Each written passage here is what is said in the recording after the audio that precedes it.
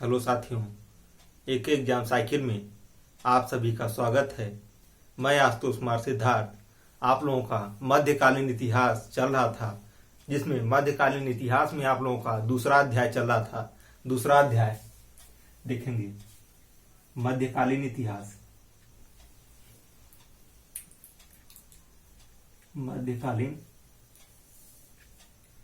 इतिहास, मध्यकालीन इतिहास। अध्याय दो। इस अध्याय का जो नाम है उत्तर भारत और दक्कन। उत्तर भारत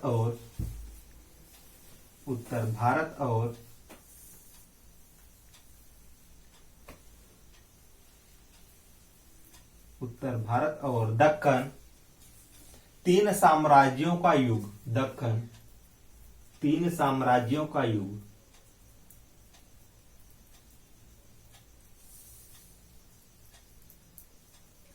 तीन साम्राज्यों का युग, ये हमारा चैप्टर का नाम है, जिसमें आज हम पाल साम्राज्य के बारे में पढ़ेंगे।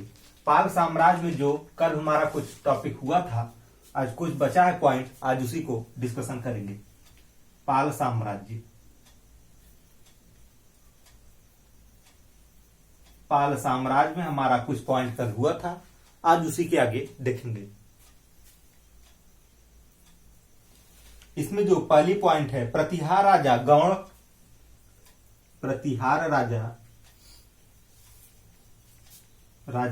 गौड़ बिहार पर।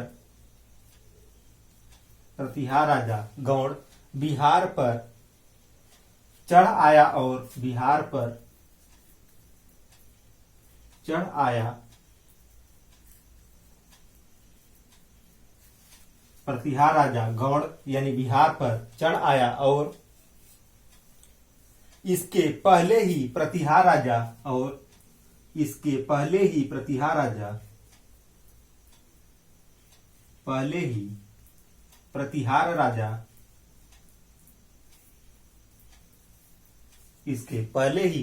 प्रतिहार राजा को राष्ट्रकूट राजा ध्रुव ने प्रतिहार राजा को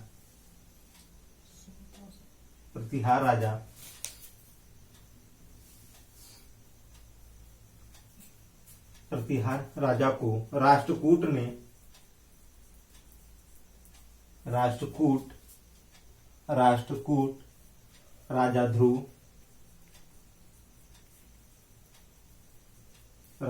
ने हरा दिया।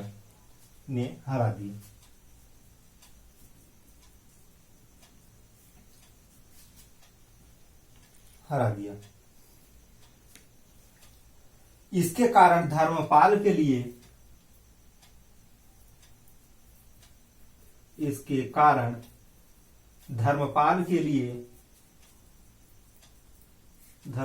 लिए आगे का रास्ता साफ हो गया। धर्मपाल के लिए मैदान खाली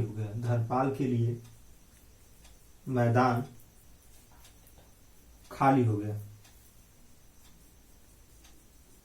खाली हो गया यानी प्रतिहार राजा गौड़ बिहार पर चढ़ आया और इसके पहले प्रतिहार राजा को राष्ट्रकूट जो राजा ध्रुव था, प्रतिहार राष्ट्रकूट राजा ध्रुव ने हरा दिया। यानी राष्ट्रकूट राजा जो ध्रुव था हमारा, ये प्रतिहार राजा को हरा दिया। इसके कारण धर्मपाल का जो मैदान था आगे खाली मिला। अब इसके आगे देखेंगे अगला पॉइंट।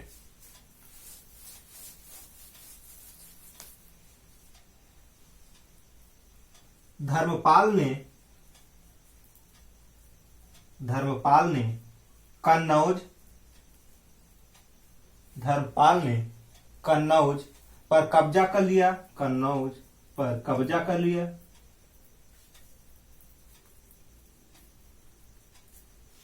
धर्मपाल ने कन्नौज पर कब्जा कर लिया और एक शानदार दरबार बनाया। एक शानदार दरबार बनाया। एक शानदार दरबार बनाया। जिसमें पंजाब, पूर्वी राजस्थान आदि, जिसमें पंजाब, राजस्थान, जिसमें पंजाब, राजस्थान, जिसमें पंजाब, पूर्वी राजस्थान, पंजाब कामा पूर्वी राजस्थान आदि, पूर्वी राजस्थान आदि के अधीनस्थ,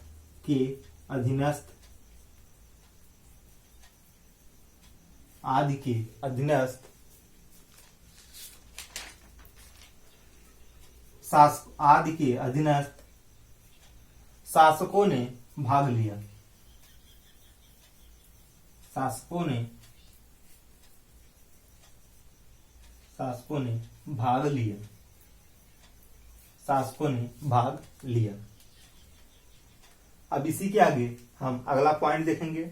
हमारा अगला पॉइंट क्या है?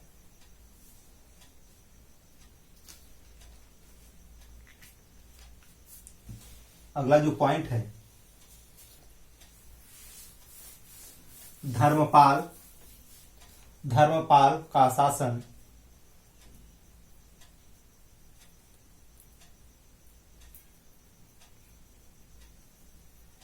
धर्मपाल का शासन भारत की उत्तरी पश्चिमी सीमा, भारत की उत्तरी पश्चिमी सीमा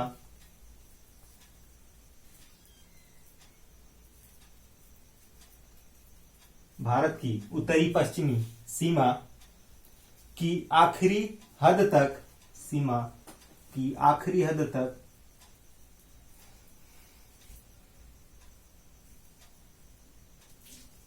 उत्तरी पश्चिमी सीमा की आखिरी हद तक फैला हुआ था,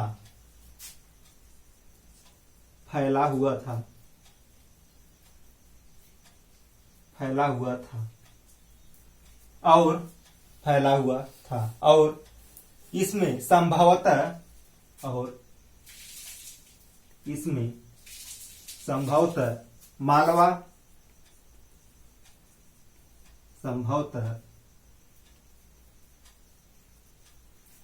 संभवतः मालवा और बरार भी, मालवा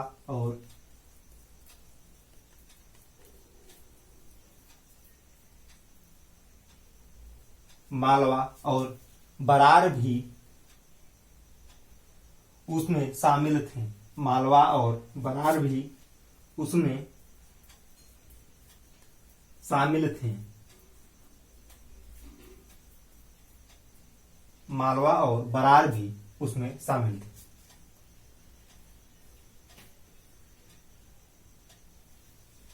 यानी धर्मपाल का जो शासन था भारत की उत्तरी पश्चिमी सीमा पर, यानी भारत की उत्तरी पश्चिमी सीमा की आखिरी हद तक, यानी आखिरी हद तक फैला हुआ था और इसमें मालवा और बरार भी शामिल थे।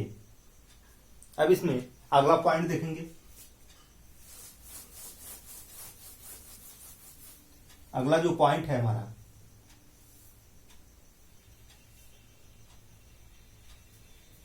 धर्मपाल की विजय काल, धर्मपाल की विजय काल 790 ईस्वी, धर्मपाल की विजय काल 790 ईस्वी और 800 ईस्वी और 800 ईस्वी के बीच माना जाता है, के बीच माना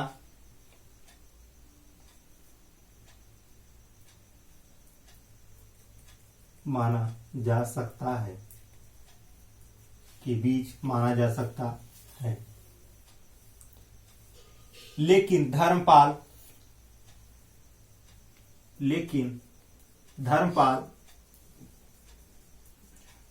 उत्तर भारत में लेकिन धर्मपाल उत्तर भारत में अपनी सत्ता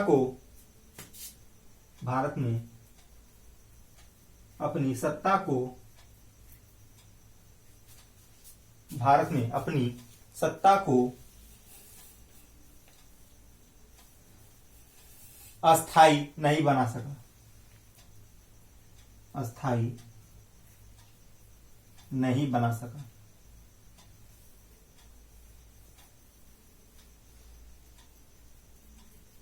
धर्मपाल की विजय काल 790 से 800 ईस्वी के बीच माना जा सकता है, लेकिन धर्मपाल उत्तर भारत अपनी सत्ता को अस्थाई नहीं बना सका। अब इसमें अगली पॉइंट देखेंगे। अगला जो पॉइंट है हमारा, नागभट्ट द्वितीय के काल में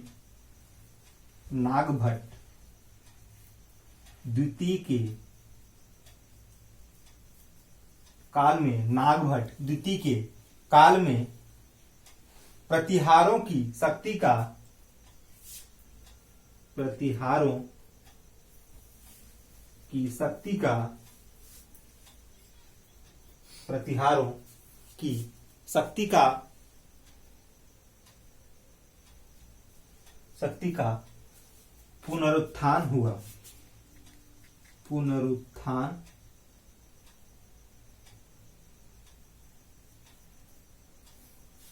शक्ति का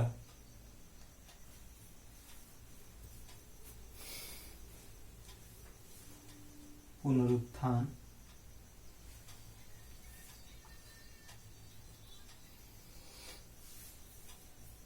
पुनरुत्थान हुआ।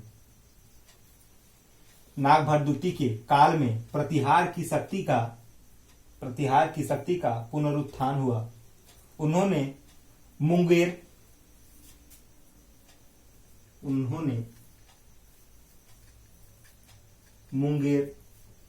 बिहार के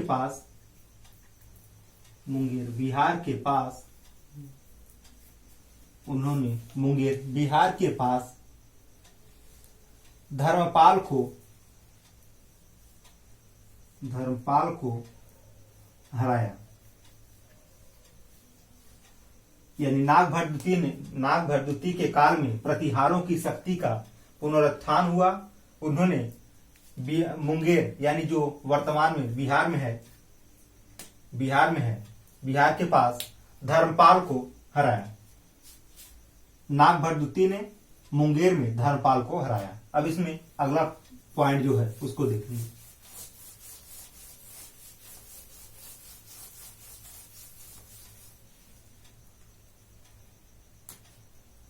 धर्मपाल का बेटा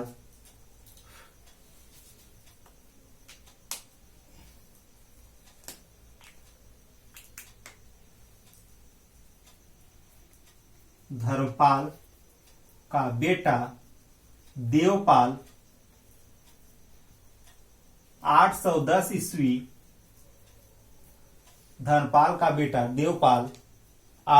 ईस्वी में गद्दी पर बैठा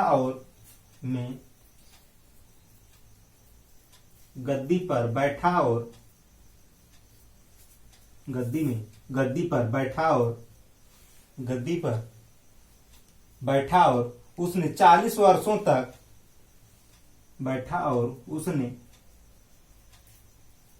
40 वर्षों तक शासन किया।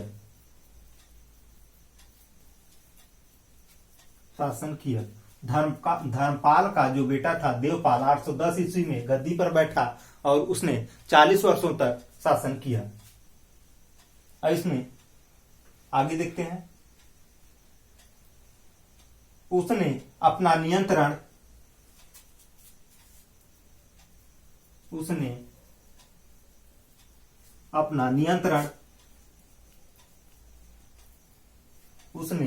नियंत्रण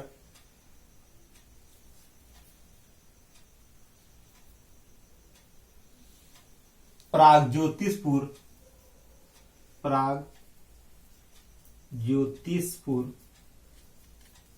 जो वर्तमान में असम में है, प्रागज्योतिषपुर जो वर्तमान में असम में और उड़ीसा के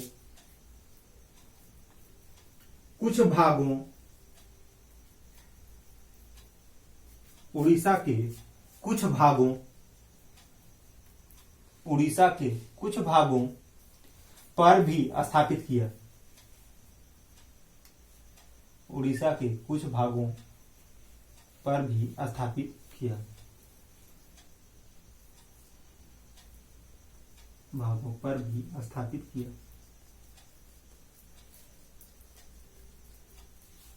यानी देवपाल 810 ईस्वी में गद्दी पर बैठने के बाद उसका जो नियंत्रण था प्रागज्योतिषपुर यानी जो असम और उड़ीसा के कुछ भागों पर उसका अस्थायित्व था, यानी उसका नियंत्रण था। अब इसमें आगे देखेंगे।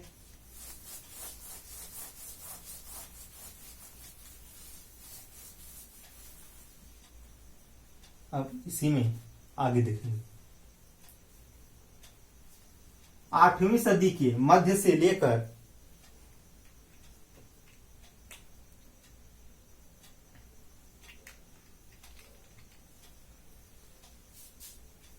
8वीं सदी के मध्य से लेकर 9वीं सदी 8वीं सदी के मध्य से लेकर 9वीं सदी के मध्य तक लगभग के मध्य तक लगभग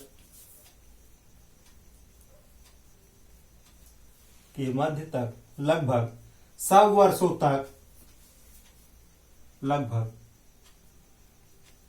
वर्षों तक उत्तर भारत पर 100 वर्षों तक लगभग पूर्वी भारत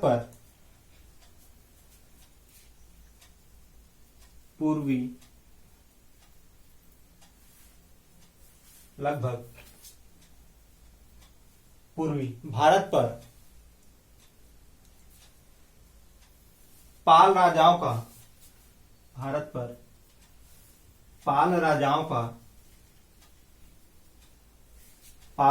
का वर्चस्व था। पाल राजाओं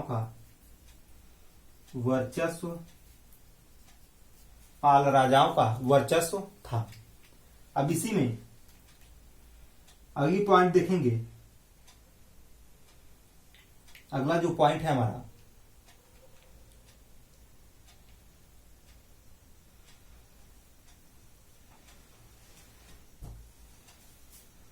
उनकी शक्ति की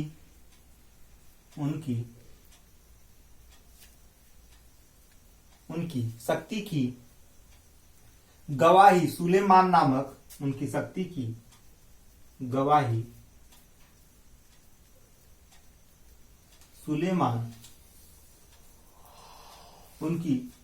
की गवाही सुलेमान नामक अरब सौदागर ने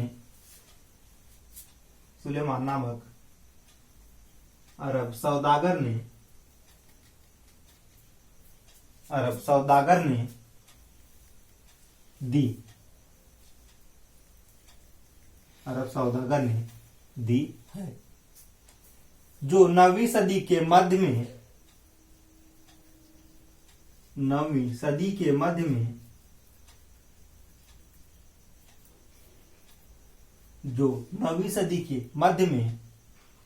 भारत आया था।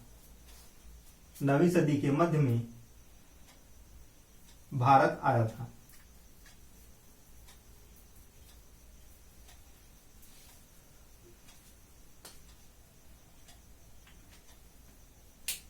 यानी पाल राजाओं का जो शक्ति था उसकी गवाही, पाल राजाओं की शक्ति का जो गवाही दिए थे सुलेमान नामक एक अरब सौदागर था, जो 9वीं सदी के मध्य भारत में आया था। अब इसी कड़ी में आगे देखेंगे।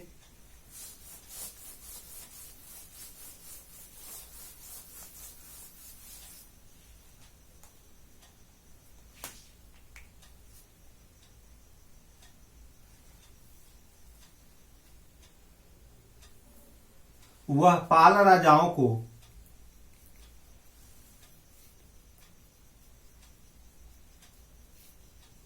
वह पाल राजाओं को रुहमा या धर्मा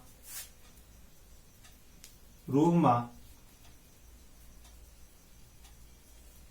वह पाल राजाओं को रुहमा या धर्मपाल का संक्षेप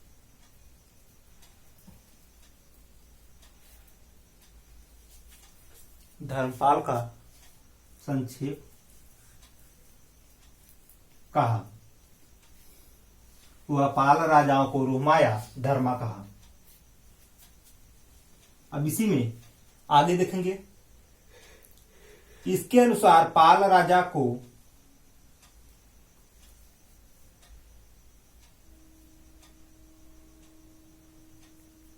इसके अनुसार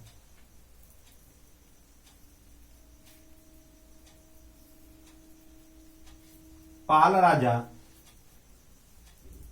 इसके अनुसार पाल राजा का अपने पड़ोसी प्रतिहारों और पाल राजा का अपने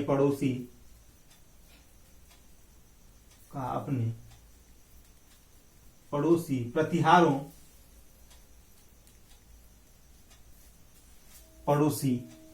अपने पड़ोसी प्रतिहारों और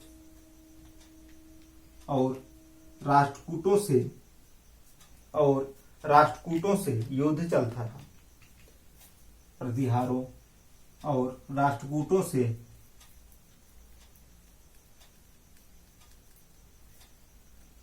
युद्ध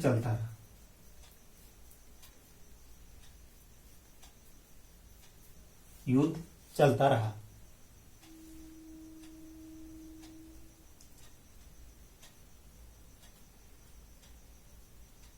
पर उसकी सेना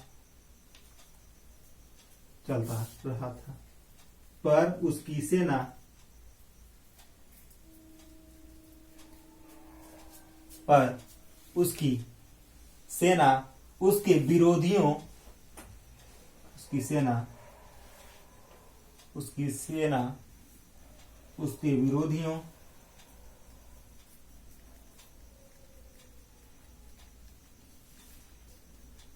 उसके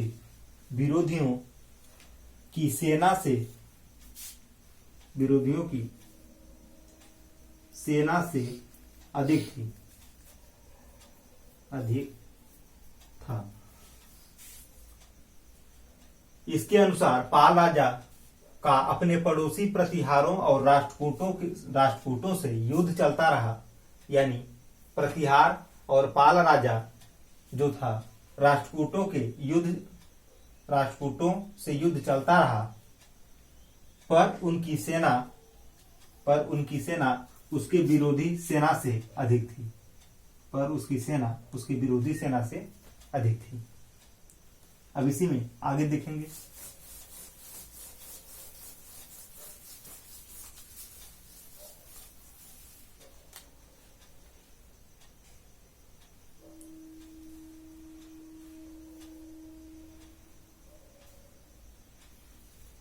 सत्रहवीं सदी के लिखे गए वृत्तांत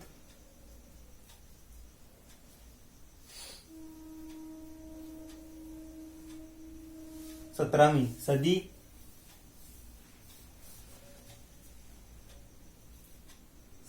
सदी में लिखे गए वृत्तांत के अनुसार पाल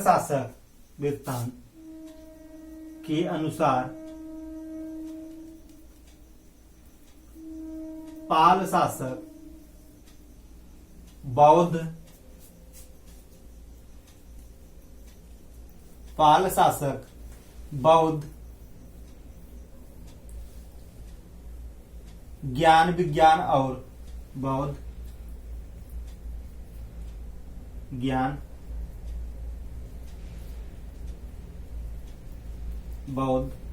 विज्ञान और धर्म के महान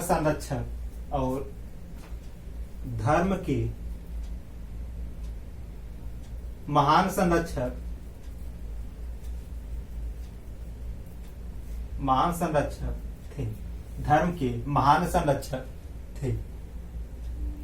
नालंदा विश्वविद्यालय का धर्मपाल ने पुनरुत्थान किया। नालंदा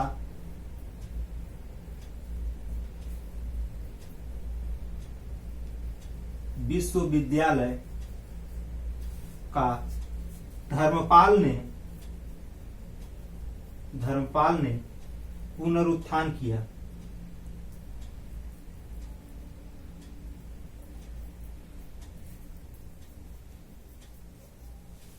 नालंदा विश्वविद्यालय का धर्मपाल ने पुनरुत्थान कराया और उसने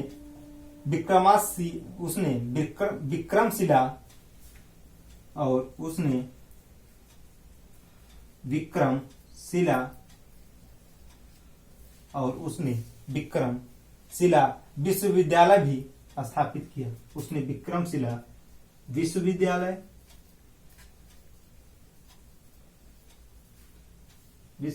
भी स्थापित किया।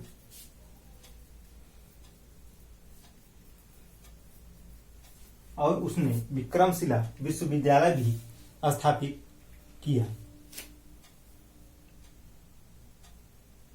अब इसी में अगली जो पॉइंट है, अगला पॉइंट देखेंगे।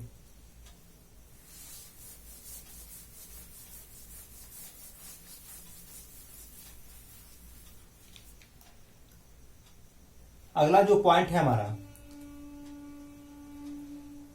यूं तो पाल शासक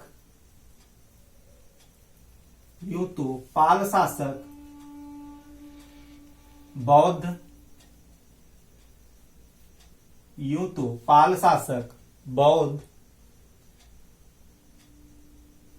मत के संरक्षक थे। बौद्ध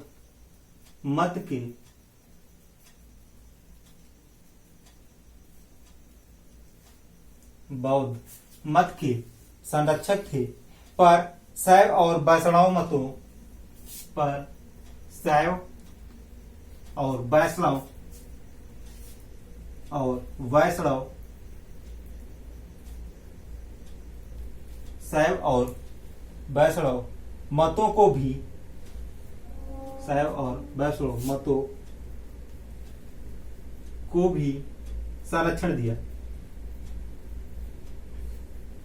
को भी संरक्षण दिया।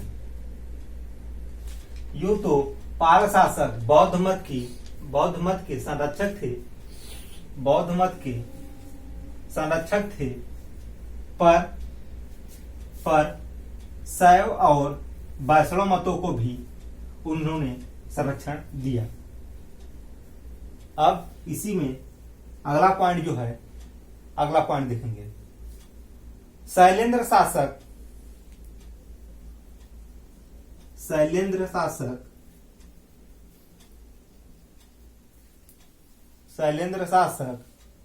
जो बौद्ध थे तथा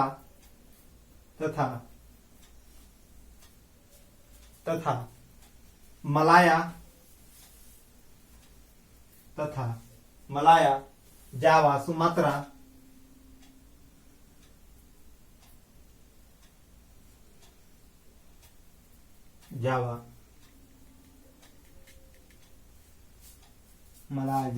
सुमात्रा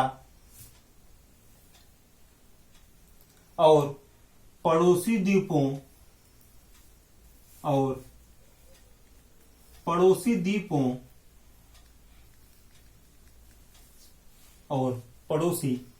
द्वीपों पर राज्य करते थे। पड़ोसी द्वीपों पर राज्य करते थे।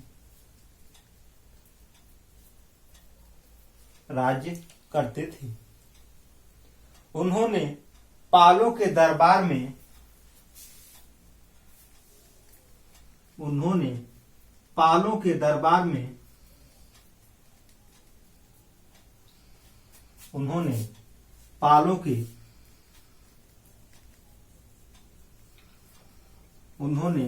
के दरबार में अनेक राजदूत भेजे। उन्होंने पालों के दरबार में अनेक राजदूत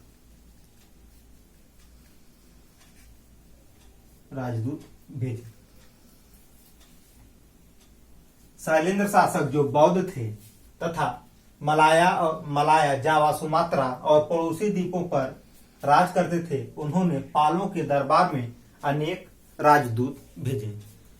पाल साम्राज्य के जितने पॉइंट थे एग्जाम के पॉइंट ऑफ व्यू से सब बता दिए। अब इसमें अगला जो शासक है प्रतिहार या गुर्जर प्रतिहार।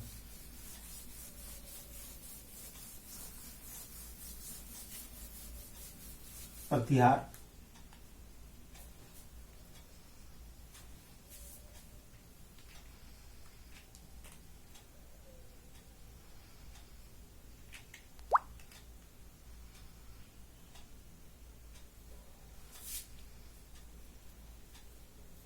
प्रतिहार या गुर्जर प्रतिहार।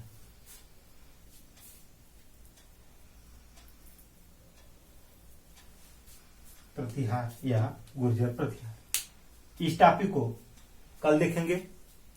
आज इस वीडियो को यहीं पर विराम देते हैं, रोकते हैं।